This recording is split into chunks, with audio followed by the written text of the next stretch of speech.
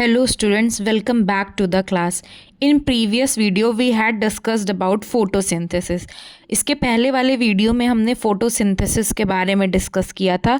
अब हमारा new heading है हेट्रोट्रॉफिक मोड ऑफ न्यूट्रिशन. तो हेट्रोट्रॉफिक मोड ऑफ न्यूट्रिशन मैंने फर्स्ट वीडियो में ही आपको बताया था कि न्यूट्रिशन का वो मेथड या वो मोड है न्यूट्रिशन का जिसमें कोई भी ऑर्गेनिज्म अपना फूड खुद ना बना के किसी दूसरे ऑर्गेनिज्म पे, किसी दूसरे प्लांट या एनिमल पे डिपेंड है अपने न्यूट्रिशन के लिए. उसे हम हेट्रोट्रॉफिक न्यूट्रिशन कहते हैं. अब इस वीडियो में हम डिस्कस करेंगे कि हेट्रोट्रॉफिक न्यूट्रिशन कितने टाइप के होते हैं. तो चलिए अब हम आगे देखते हैं.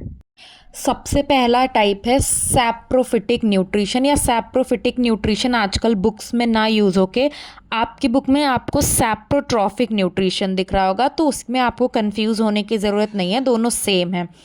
तो सैप्रोफिटिक या saprotrophic nutrition is a type of nutrition in which organism feed on dead organic matter.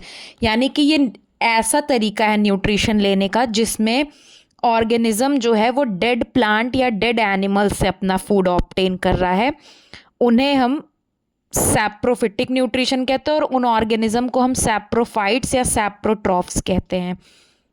Saprophytic का एग्जाम्पल आपका है फंजाई, बैक्टीरिया एंड डीकम्पोजर्स. अब हम देखते हैं कि आखिर वर्क कैसे करते हैं. चलिए हम सैप्रोफिटिक न्यूट्रिशन का एग्जाम्पल इससे समझते हैं.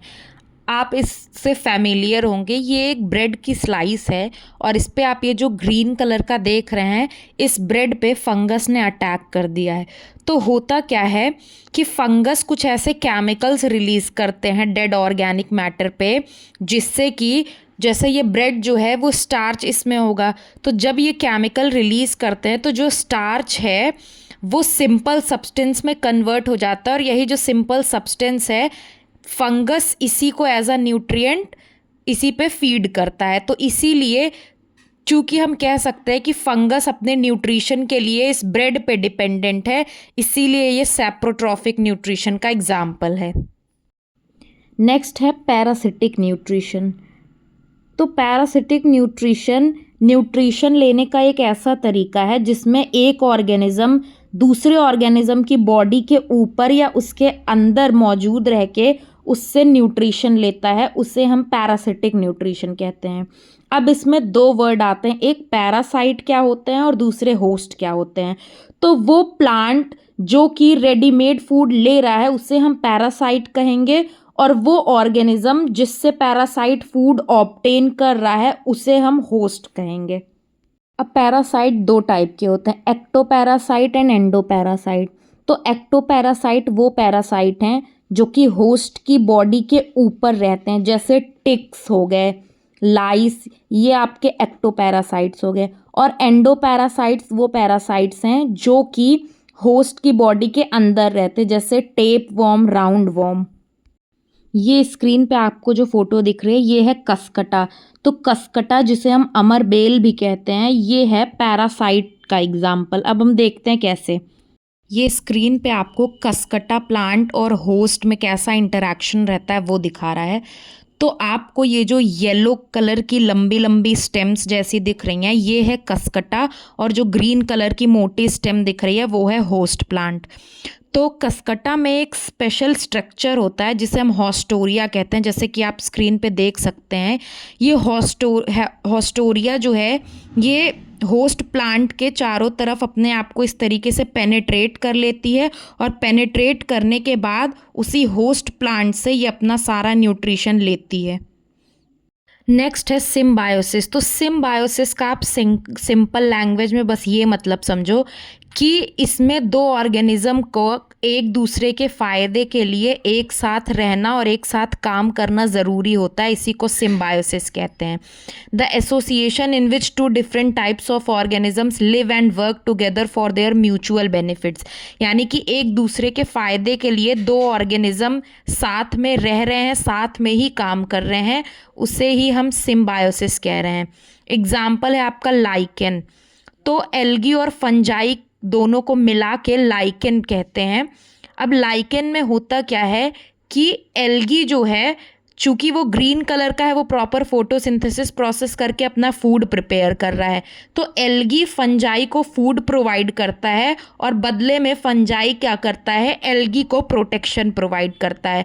तो इसीलिए ये सिम्बायोसिस का एग्जाम्पल है। सेकेंड एग्जाम्पल है राइजोबियम बैक्टीरिया, जो कि लेग्यूमिनस प्लांट, जैसे आपके जो मटर वगैरह के पौधे होते हैं, इनके रूट्स में राइजोबियम नाम का बैक्टीरिया रहता है। ये भी सिम्बायोसिस का एग्जाम्पल है।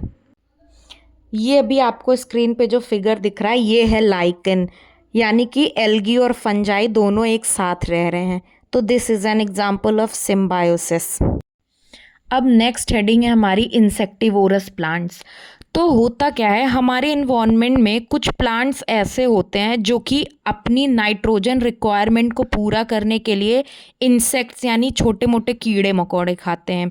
तो ऐसे प्लांट्स जो कि इंसेक्ट्स ईट करते हैं, उन्हें हम इंसेक्टिवोरस प्लांट्स कहते हैं। इसका example pitcher plant, Venus fly trap है। ये है पिचर प्लांट। अब पिचर प्लांट में ऊपर आप लिड देख रहे होंगे। तो होता क्या है, जब कोई इंसेक्ट पिचर प्लांट के ऊपर आके बैठता है तो ये जो लिड है, ये लिड ऑटोमेटिकली क्लोज हो जाती है और वो जो इंसेक्ट है वो पूरे तरीके से इसके अंदर ट्रैप हो जाता है। This is Venus fly trap. तो ये भी अपनी नाइट्रोजन रिक्वायरमेंट को पूरी करने के लिए इंसेक्ट पे फीड करते हैं। जब कोई इंसेक्ट आके इस पे बैठता है तो ये अपने आप को पूरी तरीके से क्लोज कर लेते हैं और फिर अपने नाइट्रोजन की रिक्वायरमेंट को फुलफ़िल करते हैं। तो ये थे इंसेक्टिवोरस प्लांट्स के example. That's all for today. तो आज इस चैप्टर में हमने टाइप्स ऑफ हेट्रोट्रॉफिक न्यूट्रिशन देखा और उसके बाद एक स्पेशल मोड देखा न्यूट्रिशन का, जिसमें कि कुछ प्लांट्स इंसेक्ट खाते हैं जिन्हें हम इंसेक्ट ईटिंग प्लांट्स कहते हैं। अगर आपको कोई भी डाउट हो तो आप मुझे कमेंट में बता सकते हैं। Thank you so much for watching. Like, share and subscribe to concept वाली साइंस।